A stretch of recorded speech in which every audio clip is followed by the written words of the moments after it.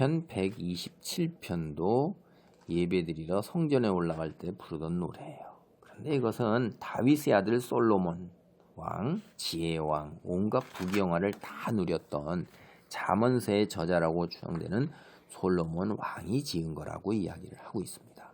짧지만은 여기에 참 많은 내용들이 들어있어요.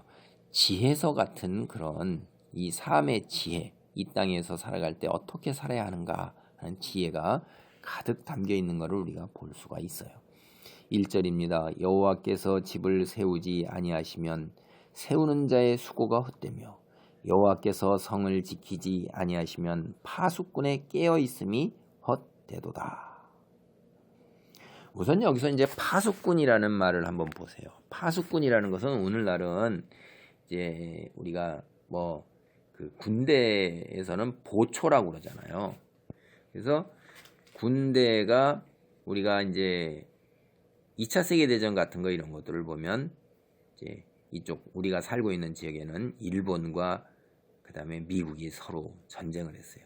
비겁한 일본이 진주만을 선전포고도 없이 기습 공격해가지고선 초기에 저는 정확히 잘 모르겠지만 전쟁의 그 초반과 중반까지는 아마 일본이 승승장구했었을 것입니다. 그런데 그 일본이 그 진주만 폭격 이후에 또 이제 그 미드웨이라는 섬에서 그것까지도 다 빼앗아서 거기 본토 공격을 하기 위해서 미드웨이 빼앗으려고 갈 때 이제 거기서 해전이 일어났는데 그때 일본의 항공모함들이 다 거기서 대부분 침몰됩니다. 그래서 많은 조종사들이 거기서 다 죽고 미국이 그때 전력이 절대적으로 우위가 아닌데도 불구하고 이겼어요. 그거는 경계를 잘하고 보초를 잘 쓴 거예요. 그러니까 제가 이 말씀 드리는 거는 군대에서 뭐냐면 서로 싸우다가 이길 수도 있고 질 수도 있어요. 이후에 미군이 계속 이기냐? 그렇진 않아요. 미군도 많은 패배를 많이 맛보고 그 치욕적인 그런 패배를 많이 맛봅니다. 그러나 이제 중요한 것은 뭐라고 하냐면 전쟁을 하다 보면 이길 수도 있고 질 수도 있는데 경계, 보초를 잘못 써가지고 적이 쳐들어오는 것을 몰라가지고선 넋놓고 있다 당하면 이거는 정말로 용서할 수 없는 거다라고 하는 거예요. 전쟁에서 싸우고 지는 것은 왜냐하면 최선을 다하지만 그 뒤에 뭐가 따르냐. 여기 1절은 뭐라고 그래요? 하나님의 힘이 따른다는 거예요. 뒤에. 이거를 세상 사람들은 뭐라냐면 운이라고 그래요. 하나님을 믿지 않는 사람들은 자기들의 믿는 신의 힘, 신의 섭리, 운명 이렇게 얘기를 해요. 근데 오늘날 이렇게 사람들은 운이다. 학문에서도 우리가 교육학 이런 데서도 이걸 뭐라고 하냐면 운이라는 얘기를 해요. 성공하기 위해서는 운이 뒤따라야 된다라는 얘기를 해요. 이건 무슨 얘기냐? 일찍 우리들도 경험적으로 다 한다는 거예요. 우리가 모든 것을 다 했어도 우리가 그것을 다 우리 뜻대로 계획한 대로 이루어지지 않는다는 거예요. 거기에는 뒤에 운이 따라야 된다는 거예요. 시기가 따라야 되고 형편이 나를 도와줘야 된다는 거예요. 하늘이 나를 도와줘야 된다고 얘기를 해요. 신의 섭리가 도와줘야 된다고 그래요. 그거를 솔로몬은 뭘로 봤어요? 하나님으로 본 거예요. 여호와께서 집을 세우지 아니하시면 세우는 자의 수고가 헛되다 하는 건 집을 세운다는 게 뭐예요? 가문을 일으켜 세우고 기업을 일으켜 세우는 거죠. 그것이 자기가 아무리 노력을 해도 되지 않는다는 거예요. 그게 2절 말씀이에요. 너희가 일찍이 일어나고 늦게 누우며 수고의 떡을 먹음이 헛되도다. 그러므로 여호와께서 그의 사랑하시는 자에게 잠을 주시는도다. 우리가 보세요. 성공하기 위해서 집을 세우기 위해서 그 다음에 성을 지키기 위해서 일찍 일어나고 늦게 눕잖아요. 남보다 조금이라도 더 많은 일을 하고 조금이라도 더 많이 공부를 하고 조금이라도 더 재능을 갈고 닦기 위해서 남보다 더 많은 기회를 갖기 위해서 남보다 한 발 앞서서 일어나요. 그리고 남보다 늦게 자요. 그러면서 고생을 엄청나게 하는 수고의 떡을 먹음이라는 것은 자기의 전심을 다 기울이는 거죠. 우리가 수고의 떡을 먹는다 하는 것은 노력을 기울인다는 거예요. 그냥 밥 하나 이런 거 먹을 때 남보다 더 일찍 일어나고 늦게 해서 더 많은 시간 동안 일한 다음에 밥을 먹는다 하는 거니까 굉장한 노력을 기울이는데 그것이 어떻게 됐어요? 남보다 훨씬 뛰어난 재능을 갖고 있고 남보다 훨씬 더 많은 자본도 있고 남보다 훨씬 더 많은 그 다음에 뭐예요? 지혜도 있고 그런 것들이 다 있음에도 불구하고 허사가 되는 거예요. 경영이 이루어지지가 않아요. 기업이 일어나고 가문이 일어나지 않습니다. 공부를 그렇게 많이 했음에도 불구하고 그것이 앞길이 열리지 않는다 하는 건 뭐예요? 하나님께서 안 했다는 거예요. 그래서 이 파수꾼이라는 것은 옛날에 다시 돌아와서 옛날에 경계와 보초 세우는 사람을 이제 파수꾼이라고 그랬어요. 당연히 그런 사람을 세우죠. 성마다 막루를 높이 세우고 군대가 주둔할 때 바깥에 외곽에도 파수꾼을 세워요. 그래서 이 파수꾼이라는 것은 늘 지키고 있다가 그 다음에 적의 징조가 있거나 적이 오는 것을 보면 큰 소리로 외쳐서 다른 사람들로 하여금 대비를 하게 만드는 거예요. 우리 파수꾼이라는 이야기는 성경에 굉장히 많이 나옵니다. 수십 번 나와요.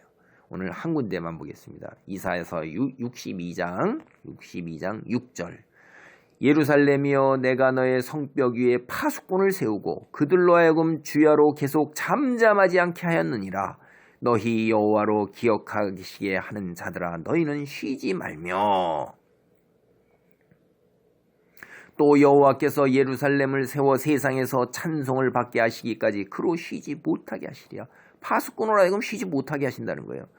파수꾼이 뭐 하는 거죠? 이들이 계속 잠잠하지 아니고 외쳐대는 거예요. 뭐 여호와 기억하니 하나님의 말씀을 외쳐대는 거예요.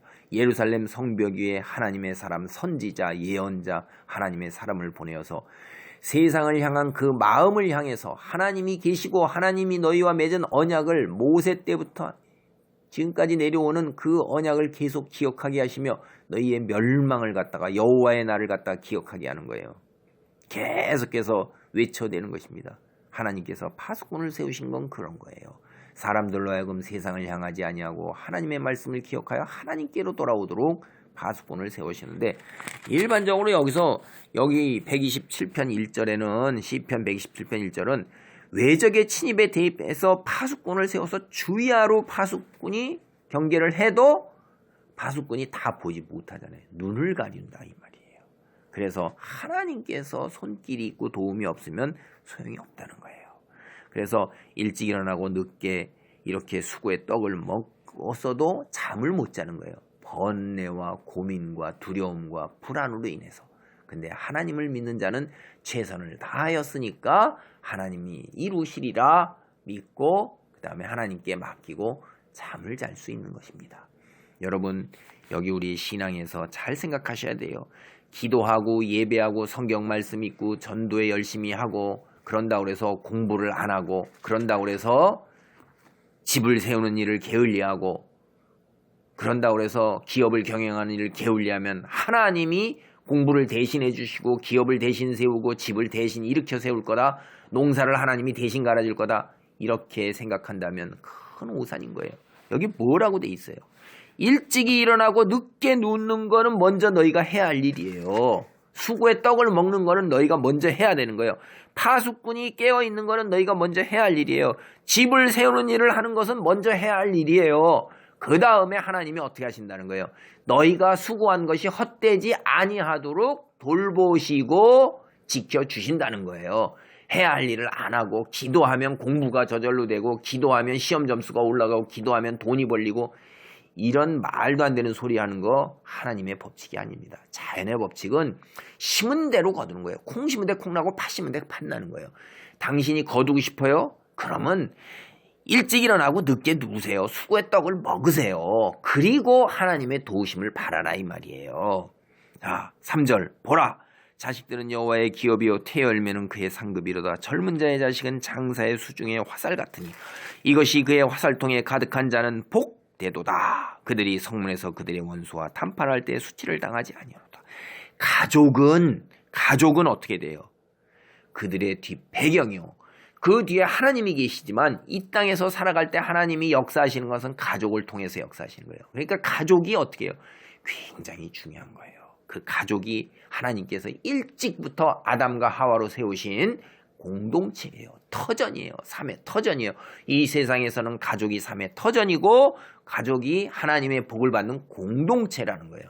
그리고 이후에 예수 그리스도께서 오셔서 세우신 공동체가 교회 공동체입니다. 교회 공동체를 통해서 하나님께서 믿음의 성숙으로 나아가게 하시고 하나님의 일에 동참하도록 만드신 것입니다.